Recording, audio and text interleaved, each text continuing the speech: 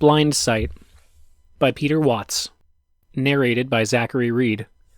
This work is published under a Creative Commons 3.0 license. Feel free to share it or adapt it, but don't try to profit from it or sell it.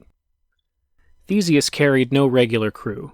No navigators or engineers, no one to swab the decks, no meat wasted on tasks that machinery orders of mag smaller could perform orders of mag better. Let superfluous deckhands weigh down other ships if the non-ascendant hordes needed to attach some pretense of usefulness to their lives.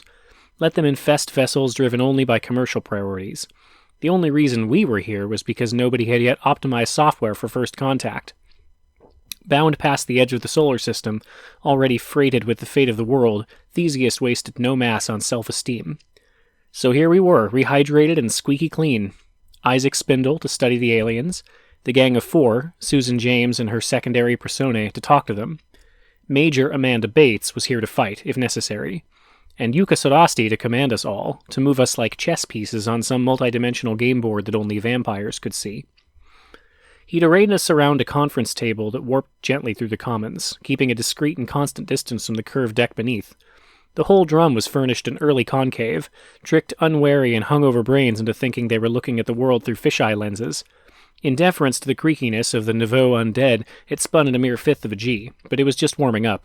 We'd be at half-grav in 6 hours, stuck there for the 18 out of every 24 until the ship decided we were fully recovered.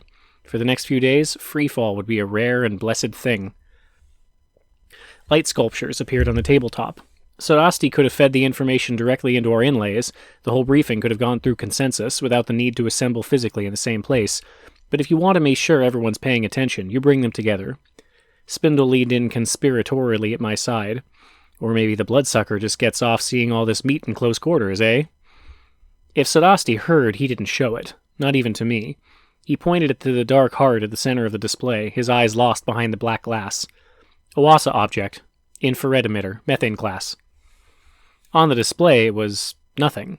Our apparent destination was a black disk, a round absence of stars.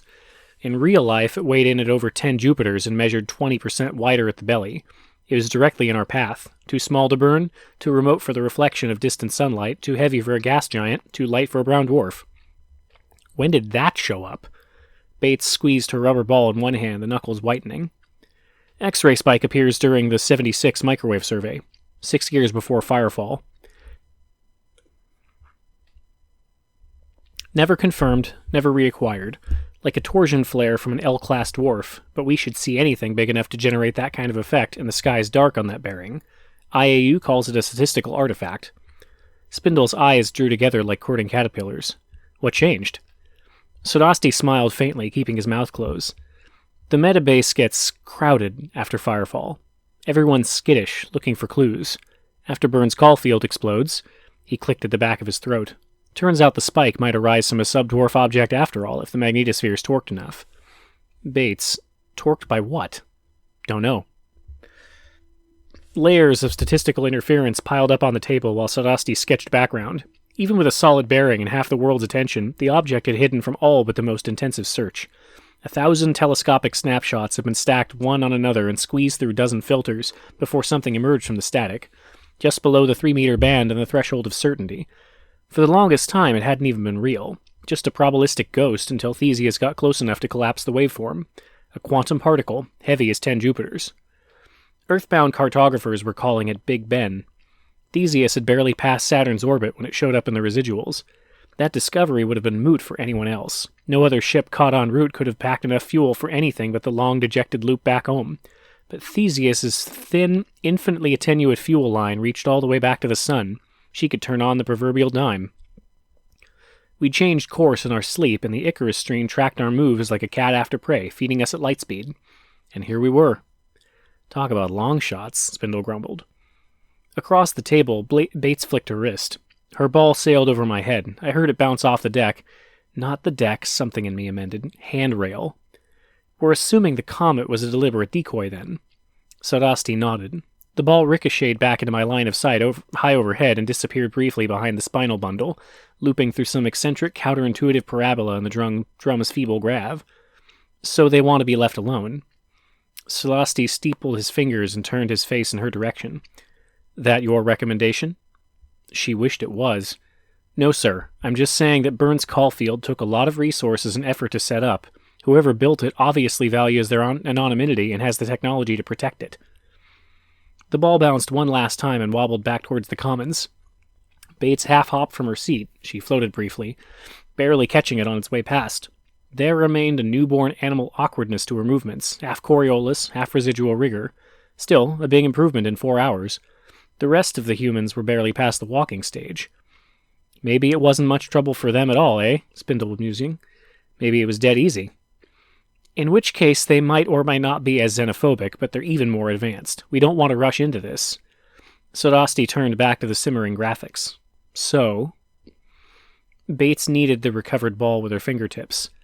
The second mouse gets the cheese.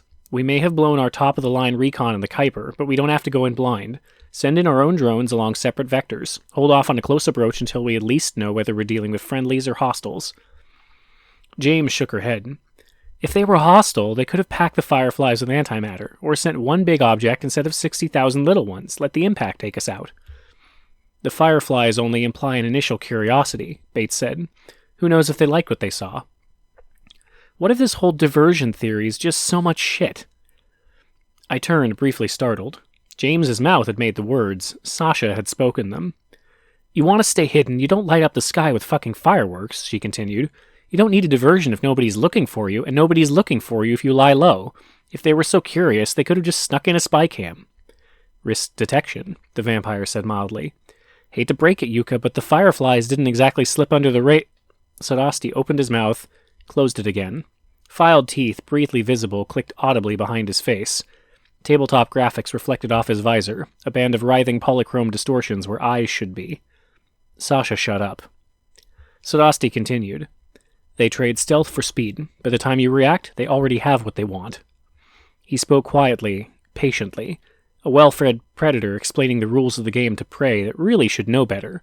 The longer it takes me to track you down, the more hope you have of escaping. But Sasha had already fled. Her services had scattered like a flock of panicked starlings, and the next time Susan James' mouth opened, it was Susan James who spoke through it. Sasha's aware of the current paradigm, Yuka. She's simply more worried that it might be wrong. Got another way we could trade it in on? Spindle wondered. More options? Longer warranty? I don't know, James sighed. I guess not. It's just odd that they'd want to actively mislead us. I'd hope that they were merely, well... She spread her hands. Probably no big deal. I'm sure they'll still be willing to talk if we handle the introductions right. We just need to be a little bit more cautious, perhaps. Sadasti unfolded himself from his chair and loomed over us. We go in. What we know weighs against further delay. Bates frowned and pitched her ball back into orbit. Sir, all we know is that an Oasa emitter's in our path. We don't even know if there's anyone there. There is, Sadasti said. They expect us. Nobody spoke for a few seconds. Someone's joint cracked in silence. Spindle began. Without looking, Sadasti flicked out his arm and snatched Bates's returning ball from the air. Ladar pings Theseus 4 hours, 48 minutes ago. We respond with an identical signal. Nothing. Probe launches half hour before we wake up. We don't go in blind, but we don't wait. They see us already. Longer we wait, greater risk of countermeasures. I looked at the dark, featureless placeholder on the table, bigger than Jupiter and we couldn't even see it yet. Something in the shadow of that mass had just reached out with a casual, unimaginable precision and tapped us on the nose with a laser beam. This was not going to be an even match. Spindle spoke for all of us. You knew that all along? You're telling us now? This time Sadasti's smile was wide and toothy. It was though a gash had opened in the lower half of his face. Maybe it was a predator thing. He just couldn't help playing with his food. It wasn't so much the way they looked. The elongate limbs, the pale skin, the canines and the extended mandible. Noticeable, yes, even alien, but not disturbing, not frightening. Not even the eyes, really. The eyes of dogs and cats shine in the darkness. We don't shiver at the sight. Not the way they looked. The way they moved. Something in the reflexes, maybe. The way they held their limbs, like mantis limbs, long jointed things you just knew could reach out and snatch you from right across the room any time they felt like it. When Sadasti looked at me, really looked, naked-eyed, unfiltered by the visor, 500,000 years just melted away. The fact that he was extinct meant nothing. The fact that we'd come so far, grown strong enough to resurrect our own nightmares to serve us, meant nothing. The genes aren't fooled. They know what to fear. Of course, you had to experience it in person. Robert Pagliani knew the story of vampires down to molecules, but even with all those technical specs in his head, he never really got it. He called me before we left. I hadn't been expecting it. Ever since the roster had been announced, our watches had blocked calls from anyone not explicitly contact listed. I'd forgot that Pag had been. We hadn't spoken since Chelsea. I'd given up on ever hearing from him again. But there he was. "Podman?" He smiled, a tentative overture. "It's good to see you," I said, because that's what people said in similar situations. "Yeah, well, I saw your name on the news. You've made it big for a baseline." "Not so big." "Crap, you're the vanguard of the human race. You're our first, last, and only hope against the unknown. Man, you showed them." He held up his fist and shook it, vicariously triumphant. Showing them had become a cornerstone of Robert Pagliano's life. He'd really made it work for him, too, overcome the handicap of a natural birth with retrofits and enhancements and sheer bloody-mindedness. In a world in which humanity had become redundant in unprecedented numbers, we'd both retain the status of another age, working professional. "So you're taking orders from a vamp," he said now. "Talk about fighting fire with fire." "I guess it's practice, until we run up against the real thing." He laughed. I couldn't imagine why, but I smiled back anyway. It was good to see him. "So what are they like?" Pag asked. "Vampires? I don't know. Just met my first one yesterday." "And?" Hard to read. Didn't even seem to be aware of his surroundings sometimes. He seemed to be off in his own little world. He's aware, all right. Those things are so fast it's scary. You know they can hold both aspects of a Necker cube in their heads at the same time? The term rang a bell. I subtitled and saw the thumbnail of a familiar wireframe box. Now I remembered. Classic ambiguous illusion. Sometimes the shaded panel seemed to be in front, sometimes behind. The perspective flipped back and forth as you watched. "You or I, we can only see it one way or the other," Pag was saying. "Vamps see it both ways at once. Do you have any idea what kind of an edge that gives them?" "Not enough of one." "Touché. But hey, not their fault neural traits get fixed in small populations. I don't know if I'd call the crucifix glitch neutral. It was at first. How many intersecting right angles do you see in nature?" He waved one dismissive hand. "Anyway, that's not the point. The point is they can do something that's neurologically impossible for us humans. They can hold simultaneous multiple worldviews, Podman. They just see things we have to work out step by step. They don't have to think about it. You know, there isn't a single baseline human who could just tell you, just off the top of their heads, every prime number between 1 and a billion. In the old days, only a few autistics could do shit like that." "He never uses the past tense," I murmured. "Huh? Oh, that," Pag nodded. "They never experience the past tense. It's just another thread to them. They don't remember stuff, they relive it." "What, like a post-traumatic flashback?" "Not so traumatic," he grimaced. "Not for them, at least." "So this is obviously your current hotspot, vampires?" Vampires are the capital hot spot for anyone with a neuro in their CV. I'm just doing a couple of histology papers. Pattern matching receptors, Mexican hat arrays, reward irrelevance filters, the eyes, basically." "Right," I hesitated. "Those kind of throw you." "No shit." Pag nodded knowingly. "That tap lucida there's, that shine, scary." He shook his head, impressed all over at the recollection. "You've never met one," I surmised. "What, in the flesh? I'd give my left ball. Why?" "It's not the shine, it's..." I groped for another word that fit. "The attitude, maybe." "Yeah," he said after a bit. "I guess sometimes you just gotta be there, huh? Which is why I envy you, Podman." "You shouldn't." "I should.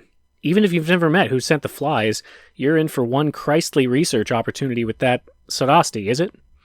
"Wasted on me. The only neuro in my files under medical history." He laughed. "Anyway, like I said, I just saw your name in the headlines and figured, hey, the man's leaving in a couple months. I should probably stop waiting around for him to call." It had been over 2 years. "I didn't think I'd get through. I thought you shift-listed me." "Nah, never." He looked down, though, and fell silent. "But you should have called her," he said at last. "I know. She was dying. You should have... There wasn't time." He let the lie sit for a while. "Anyway," he said at last, "I just wanted to wish you luck." Which wasn't exactly true either. "Thanks. I appreciate that. Kick their alien asses. If aliens have asses. There's 5 of us, Pag. 9 if you count the backups. We're not exactly an army." Just an expression, fellow mammal. Bury the hatchet, damn the torpedoes, soothe the serpent. Raise the white flag, I thought.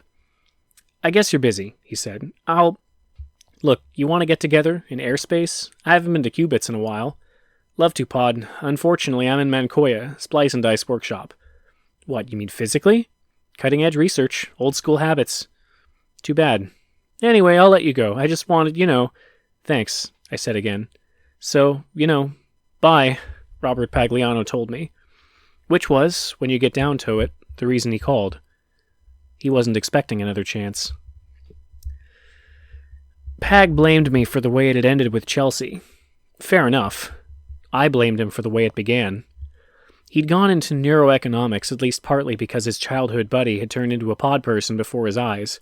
I'd ended up in synthesis for roughly the same reason. Our paths had diverged, and we didn't see each other in the flesh all that often. But 2 decades after I'd brutalized a handful of children on his behalf, Robert Pagliano was still my best and only friend. You seriously need to thaw out, he told me. And I know just the lady to handle the oven mitts. That is perhaps the worst use of metaphor in the history of human language, I said. Seriously, Pod, she'll be good for you. A counterbalance. Ease you a bit on the comfy mean, No, Pag, I don't. What is she, another neuroeconomist? Neuroaestheticist, he said.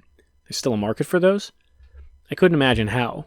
Why pay to tweak your compatibility with some significant other when significant others themselves were so out of fashion? Not much of one, Pag admitted. Fact is, she's pretty much retired, but she's still got the tools, my man. Very thigmotatic.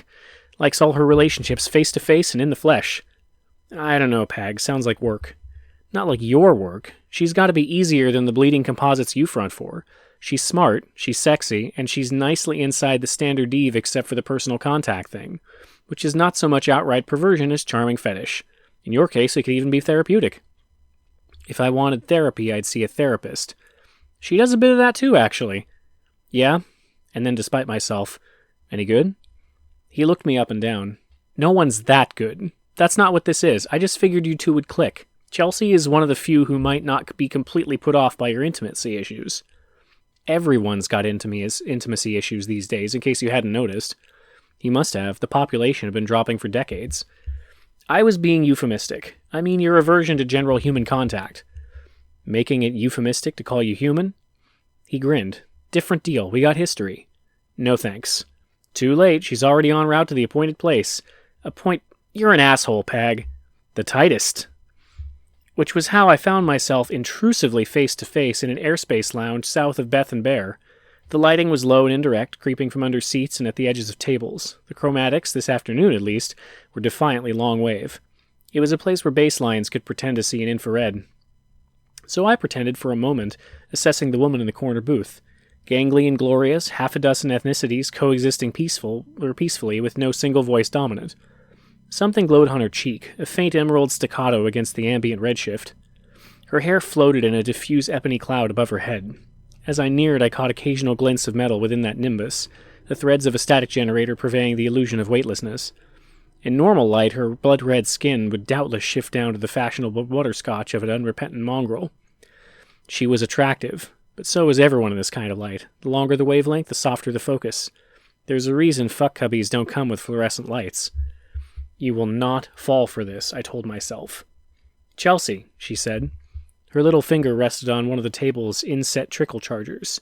Former neuroaestheticist, presently a parasite on the body economic thanks to genes and the machines on the cutting edge. The glow on her cheek flapped bright lazy wings. A tattoo, a bioluminescent butterfly. Siri, I said. Freelance synthesist, indentured servant to the genes and machines that turned you into a parasite. She waved at the empty seat. I took it, assessing the system before me, sizing up the best approach for a fast yet diplomatic disconnect. The set of her shoulders told me she enjoyed lightscapes, and was embarrassed to admit it. Monahan was her favorite artist. She thought herself a natural girl because she'd stayed on chemical libidinals all these years, even though a synaptic edit would have been simpler. She reveled in her own inconsistency, a woman whose professional machinery edited thought itself, yet mistrustful of the dehumanizing impact of telephones. Innately affectionate and innately afraid of unreturned affection, and indomitantly unwilling to let any of that stop her. She liked what she saw when she looked at me. She was a little afraid of that, too. Chelsea gestured at my side of the table. The touchpads there glowed soft, dissonant sapphire in the bloody light, like a set of splayed fingerprints. Good dope here. Extra hydroxyl on the ring or something. Assembly line neurofarm doesn't do much for me. It's optimized for people with more meat in their heads. I fingered one of the pads for appearances and barely felt the tingle. So, a synthesist, explaining the incomprehensible to the indifferent. I smiled on cue. More like bridging the gap between the people who make the breakthroughs and the people who take the credit for them. She smiled back. So how do you do it? All those optimized frontal lobes and refits? I mean, if they're incomprehensible, how do you comprehend them? It helps to find pretty much everyone else incomprehensible too. Provides experience. There, that should force a bit of difference. It didn't. She thought I was joking. I could see her lining up to push for more details, to ask questions about what I did, which would lead to questions about me, which would lead... Tell me what it's like, I said smoothly, rewiring people's heads for a living. Chelsea grimaced. The butterfly on her cheek fluttered nervously at the motion, wings brightening.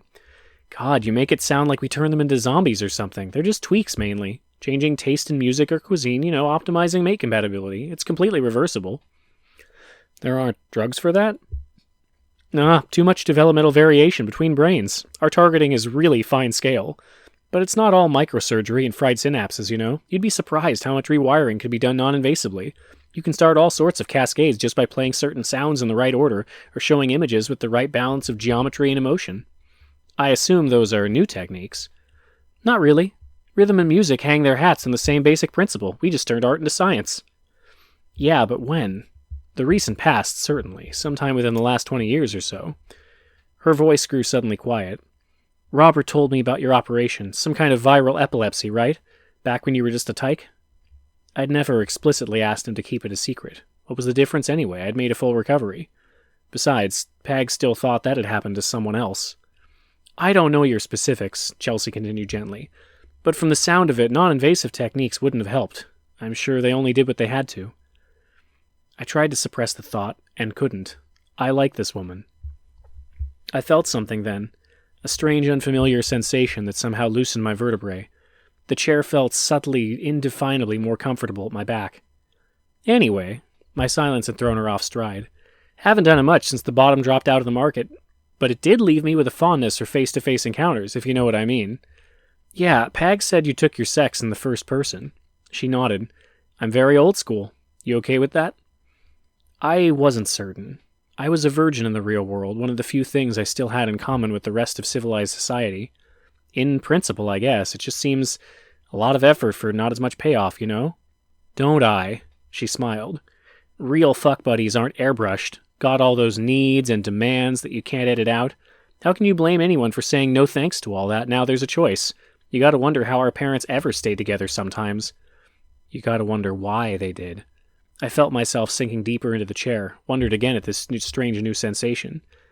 Chelsea had said the dopamine was tweaked. That was probably it. She leaned forward, not coy, not coquettish, not breaking eye contact for an instant in the long wave gloom. I could smell the lemony tang of pheromones and synthetics mingling on her skin. But there are advantages, too, once you learn the moves, she said. The body's got a long memory, and you do realize there's no trickler under your left finger there, don't you, Siri? I looked. My left arm was slightly extended, index finger touching one of the trickle pads, and my right hand mirrored the motion while I wasn't watching, its own finger tapping uselessly on a blank tabletop. I pulled it back. Bit of a bilateral twitch, I admitted. The body creeps into symmetrical poses when I'm not looking. I waited for a joke, at least a raised eyebrow. Chelsea just nodded and resumed her thread. So if you're game for this, so am I. I've never been entangled with a synthesis before. Jargonaut's fine. I'm not proud. Don't you always know just exactly what to say? She cocked her head at me. So your name, what's it mean? Relaxed, that was it. I felt relaxed. I don't know, it's just a name. Well, it's not good enough. If you're going to be swapping spit for any length of time, you got to get a name that means something. And we were, I realized. Chelsea had decided while I wasn't looking. I could have stopped her right there, told her what a bad idea this was, apologized for any misunderstanding. But then there'd be wounded looks and hurt feelings and guilt because, after all, if I wasn't interested, why the hell had I even shown up? She seemed nice. I didn't want to hurt her. Just for a while, I told myself. It'll be an experience. I think I'll call you Cygnus, Chelsea said. The Swan? I said.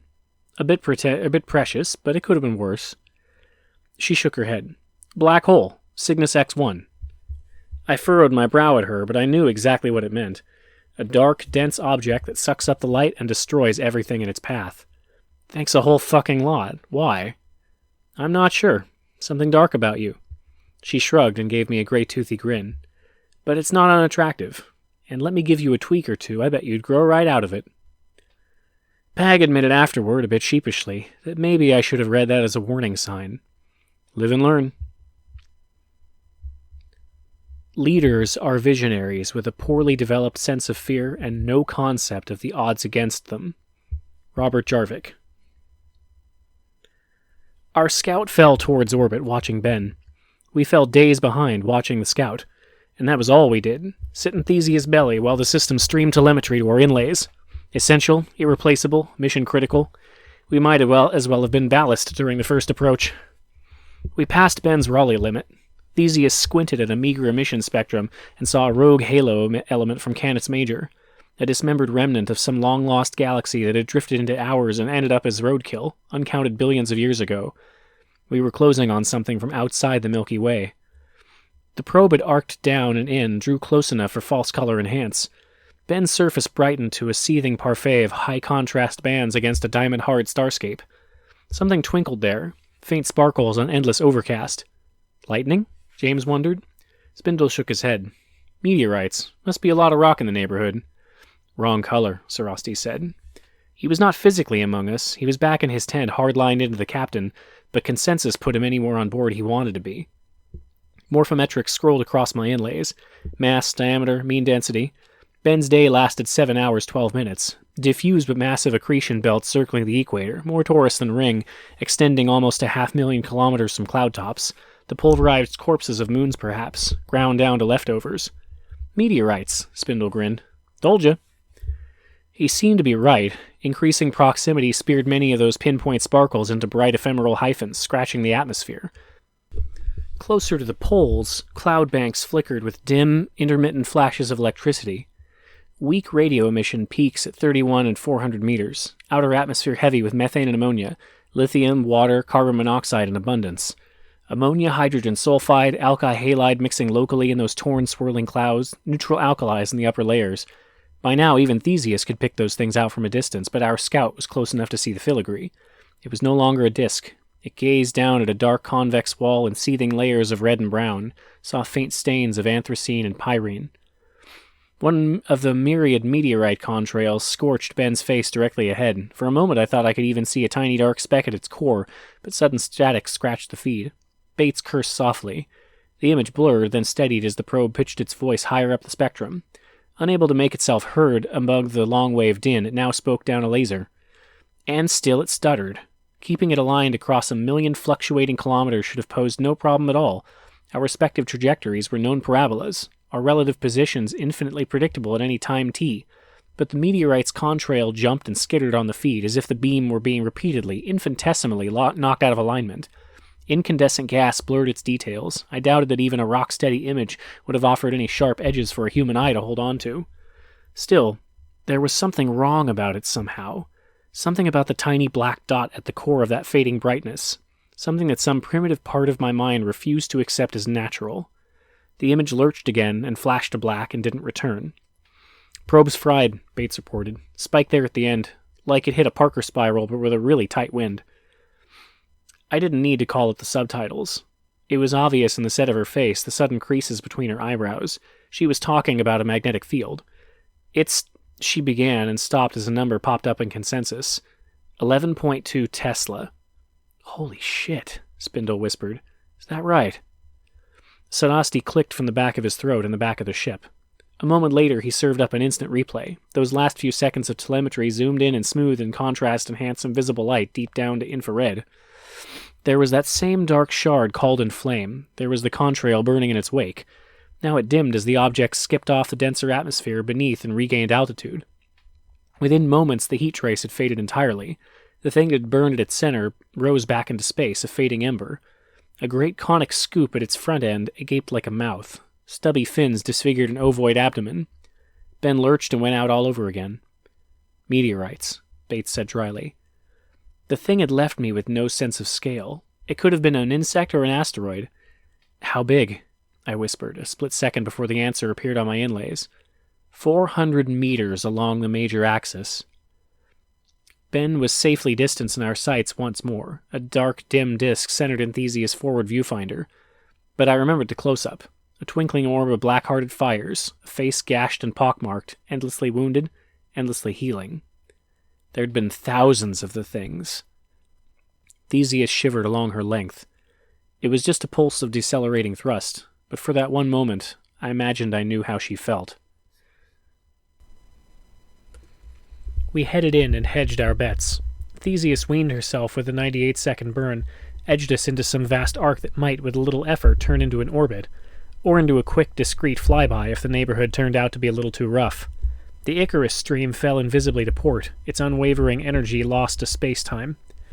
Our city-sized, molecule-thick parasol wound down and packed itself away until the next time the ship got thirsty. Antimatter stockpiles began dropping immediately. This time we were alive to watch it happen. The dip was infinitesimal, but there was something disquieting about the sudden appearance of that minus sign on the display. You could have retained the apron strings, left a buoy behind in the telematter stream to bounce energy down the well after us. Susan James wondered why we hadn't. Too risky, Sadasti said without elaboration. Spindle leaned in James' direction. Why give him something else to shoot at, eh? We sent more probes ahead, though, spat them out hard and fast and too fuel-constrained for anything but flyby and self-destruct. They couldn't take their eyes off the machine swinging around Big Ben. Theseus stared her own unblinking stare, more distant though more acute. But if those high divers even knew we were out there, they ignored us completely. We tracked them across the closing distance, watched them swoop and loop through a million parabolas at a million angles. We never saw them collide, not with each other, not with the cauldron of rock tumbling around Ben's equator. Every perigee dipped briefly into atmosphere. There they burned and slowed and accelerated back into space, their anterior scoops glowing with residual heat. Bates grabbed a consensus image, drew highlights and a conclusion around the front end. Scramjet. We tracked nearly 400,000 in less than 2 days. That appeared to be most of them. New sightings leveled off afterwards, the cumulative curve flattening towards some theoretical asymptote. Most of the orbits were close and fast, but Sadasti projected a frequency distribution extending almost back to Pluto. We might stay out here for years and still catch the occasional new shovel nose returning from its extended foray into the void. The faster ones are pulling over 50 Gs on the hairpin turn, Spindle pointed out. Meat couldn't handle that. I say they're unmanned. Meat's reinforceable, Sadasti said. If it's got that much scaffolding, you might as well stop splitting hairs and call it a machine anyway. Surface morphometrics were absolutely uniform. 400,000 divers, everyone identical. If there was an alpha male calling the shots among the herd, it couldn't be distinguished on sight. One night, as such things were measured on board, I followed a soft squeal of tortured electronics up to the observation blister. Spindle floated there watching the skimmers. He'd closed the clamshells, blocked off the stars, and built a little analytical nest in their place. Graphs and windows spilled across the inside of the dome as though the virtual space in Spindle's head was insufficient to contain them. Tactical graphics lit him from all sides, turned his body into a bright patchwork of flickering tattoos. The illustrated man. "Mind if I come in?" I asked. He grunted. Yeah, but not enough to push it. Inside the dome, the sound of heavy rainfall hissed and spat behind the screeching that had led me there. What is that? Ben's magnetosphere. He didn't look back. Nice, eh? Synthesis didn't have opinions on the job. It keeps observer effects to a minimum. This time I permitted myself a small breach. Static's nice. I could do without the screeching. Are you kidding me? That's the music of the spheres, Commissar. It's beautiful. Like old jazz. I never got the hang of that either. He shrugged and squelched the upper register, letting the rain pattering around us. His jiggling eyes fixed on some arcane graphic. Want a scoop for your notes? Sure. There you go. Light reflective off his feedback glove, iridescing like the wing of a dragonfly as he pointed. An absorption spectrum, a looped time series. Bright peaks surged and subsided across a 15-second time frame. Subtitles only gave me wavelengths and angstroms. What is it? Diver farts. Those bastards are dumping complex organics into the atmosphere. How complex? Hard to tell so far. Faint traces, and they dissipate like that. But sugars and aminos at least. Maybe proteins. Maybe more. Maybe life? Microbes? An alien terraforming project. Depends how you define life, eh? Spindle said. Not even Dionysus would last long down there, but it's a big atmosphere. They better not be in any hurry if they're reworking the whole thing by direct inoculation. If they were, the job would go a lot faster with self-replicating inoculates. Sounds like life to me. Sounds like agricultural aerosols is what it sounds like. Those fuckers are turning the whole damn gas ball into a rice paddy bigger than Jupiter. He gave me a scary grin. Something's got a big appetite, You gotta wonder if we aren't going to be a teeny bit outnumbered.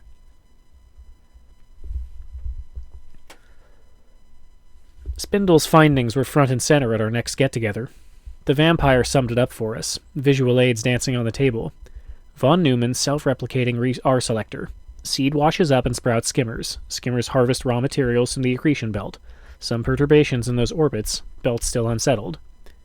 Haven't seen any of the herd giving birth, Spindle remarked. Any sign of a factory? Sodasti shook his head. Discarded, maybe. Decompiled. Or the herd stops breeding at optimal N. These are only the bulldozers, Bates pointed out. There'll be tenants. A lot of them, eh? Spindle added. Outnumber us by orders of mag. James. But they might not show up for centuries.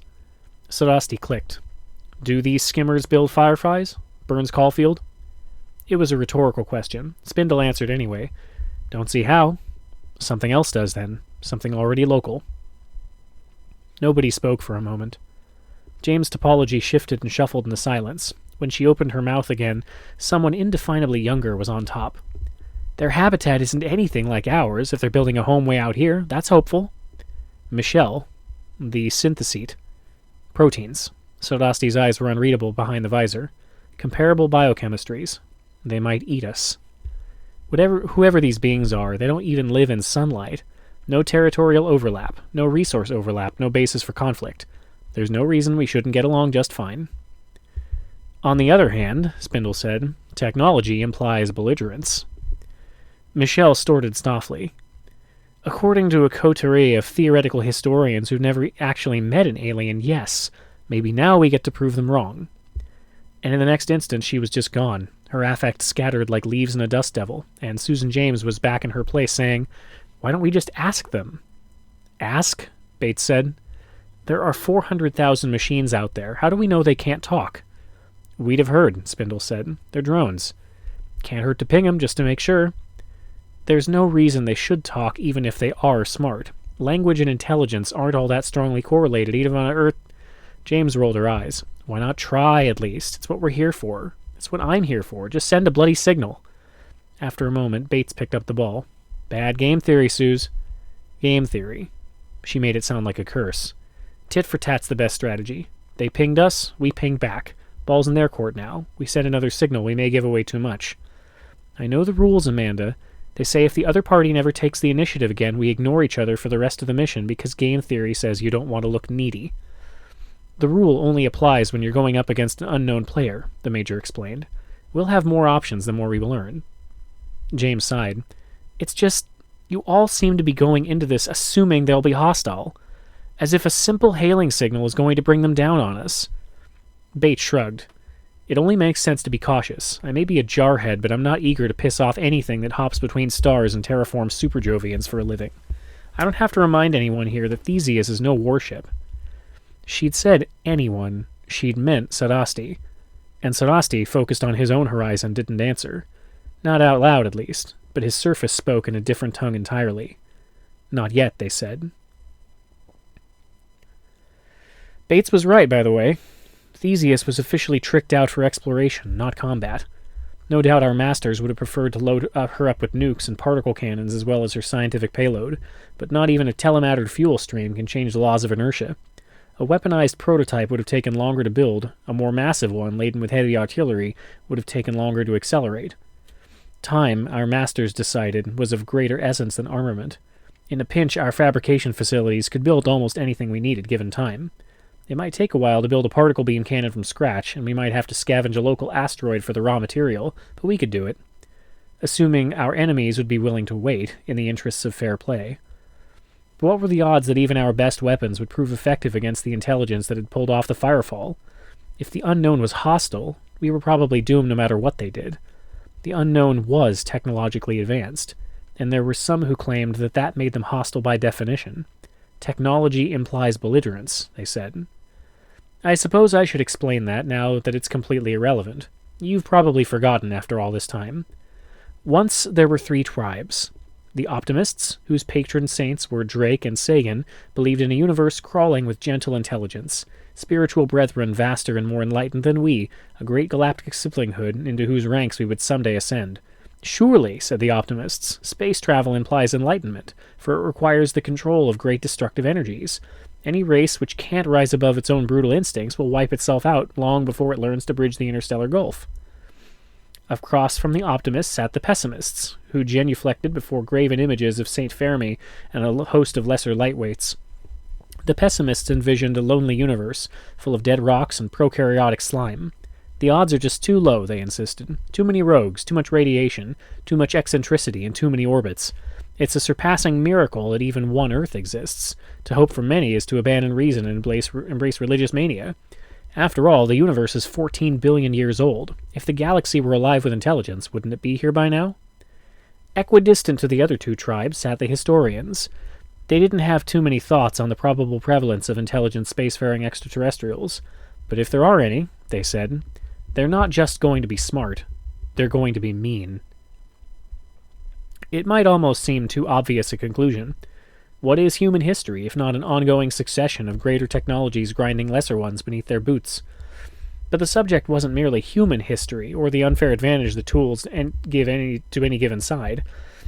The oppressed snatch up advanced weaponry as readily as the oppressor, given half a chance. No, the real issue was how those tools got there in the first place. The real issue was what tools are for. To historians, tools existed for only one reason, to force the universe into unnatural shapes. They treated nature as an enemy. They're, by definition, a rebellion against the way things were. Technology is a stunted thing in benign environments. It never thrived in any culture, gripped by belief in natural harmony. Why invent fusion reactors if your climate is comfortable, if your food is abundant? Why build fortresses if you have no enemies? Why force change upon a world which poses no threat? Human civilization had a lot of branches not so long ago. Even into the 21st century, a few isolated tribes had barely developed stone tools. Some settled down with agriculture. Others weren't content that they had endured nature's itself, still others until they built cities in space. We all rested eventually, though. Each new technology trampled lesser ones, climbed to some complacent asymptote, and stopped, until my own mother packed herself away like a larva in a honeycomb, softened by machinery, robbed of incentive by her own contentment. But history never said that everyone had to stop where we did. It only suggested that those who had stopped no longer struggled for existence. There could be other, more hellish worlds where the best human technology would crumble, where the environment was still the enemy, where the only survivors were those who fought back with sharper tools and stronger empires. The threats contained in those environments would not be simple ones. Harsh weather and natural disasters either kill you or they don't, and once conquered, or adapted to, they lose their relevance. No, the only environmental factors that continued to matter were those that fought back, that countered new strategies with newer ones, that forced their enemies to scale ever greater heights just to stay alive. Ultimately, the only enemy that mattered was an intelligent one. And if the best toys do end up in the hands who've never forgotten that life itself is an act of war against intelligent opponents, what does that say about a race whose machines travel between the stars? The argument was straightforward enough. It might have even been enough to carry the historians to victory, if such debates were ever settled on the basics of logic, and if a poured population hadn't already awarded the game to Fermi on points. But the historian paradigm was just too ugly, too Darwinian for most people, and besides, no one really cared anymore. Not even the Cassidy survey's late-breaking discoveries changed much. So what if some dirtball at Ursa Majoris Eridani had an oxygen atmosphere? It was 43 light-years away, and it wasn't talking. If you wanted flying chandeliers and alien messiahs, you could build them to order in heaven. If you wanted testosterone and target practice, you could choose an afterlife chock full of nasty alien monsters with really bad aim. If the mere thought of an alien intelligence threatened your worldview, you could explore a virtual galaxy of empty real estate, ripe and awaiting for any God-fearing earthly pilgrims who chanced by. It was all there, just on the other side of a 15-minute splice job in a cervical socket. Why endure the cramped and smelly confines of real-life space travel to go visit pond scum on Europa? And so, inevitably, a fourth tribe arose, a heavenly host that triumphed over all, the tribe that just didn't give a shit. They didn't know what to do when the Fireflies showed up. So they sent us, in honor of the belated historian mantra. They sent along a warrior just in case. It was doubtful in the extreme that any child of Earth would be a match for a race with interstellar technology, should they prove unfriendly. Still, I could tell that Bates' presence was a comfort to the human members of the crew, at least. If you go up unarmed against an angry T-Rex with a 4-digit IQ, it can't hurt to have a trained combat specialist on your side. At the very least, she might be able to fashion a pointy stick from the branch of some convenient tree.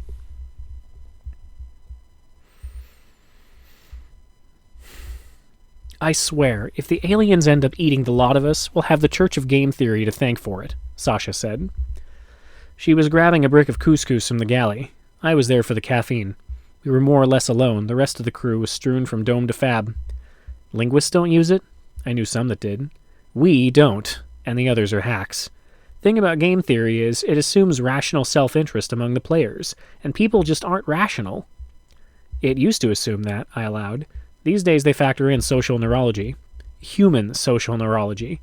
She bit off a corner of her brick, spoke about around a mouthful of semolina. That's what game theory is good for. Rational players or human ones. And let me take a wild stab here and wonder if either of those is going to apply to that. She waved her hand at some archetypal alien lurking past the bulkhead. It's got its limitations, I admitted. I guess you use the tools you can lay hands on. Sasha snorted. So if you couldn't get your hands on a proper set of blueprints, you'd base your dream home on a book of dirty limericks. Maybe not. And then, a bit defensive in spite of myself, I added, I found it useful, though, in areas you might not expect it to be. Yeah, name one. Birthdays, I said, and I immediately wished I hadn't. Sasha stopped chewing. Something behind her eyes flickered, almost strobed, as if her other selves were pricking up their ears. Go on, she said, and I could feel the whole gang listening in. It's nothing, really, just an example. So, tell us. Sasha cocked James's head at me. I shrugged. No point in making a big thing out of it. Well, according to game theory, you should never tell anyone when your birthday is. I don't follow. It's a lose-lose proposition. There's no winning strategy. What do you mean strategy? It's a birthday. Chelsea had said the exact same thing when I tried to explain it to her. Look, I'd said, say you tell everyone when it is and nothing happens. It's kind of a slap in the face. Or suppose they throw you a party, Chelsea had replied. Then you don't know whether they're doing it sincerely or if your earlier interaction just guilted them into observing an occasion they'd rather have ignored. But if you don't tell anyone and nobody commemorates the event, there's no reason to feel badly because, after all, nobody knew. And if someone does buy you a drink, then you know it's sincere because nobody would go to all the trouble of finding out when your birthday is and then celebrating it if they honestly didn't like you. Of course, the gang was more up to speed on such things. I didn't have to explain it verbally. I could just grab a piece of consensus and plot out the payoff matrix. Tell, don't tell along the columns, celebrated, not celebrated along the rows. The unassailable black and white logic of cost and benefit in the squares themselves. The math was irrefutable. The one winning strategy was concealment. Only fools revealed their birthdays. Sasha looked at me. You ever show this to anyone else? Sure. My girlfriend. Her eyebrows lifted. You had a girlfriend? A real one? I nodded. Once. I mean, after you showed this to her. Well, yes. Uh-huh. Her eyes wandered back to the payoff matrix. Just curious, Siri, how did she react? She didn't really. Not at first. Then, well, she laughed. Better woman than me. Sasha shook her head. I'd have dumped you on the spot.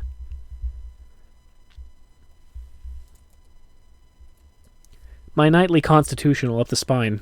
Glorious, dreamy flight along a single degree of freedom.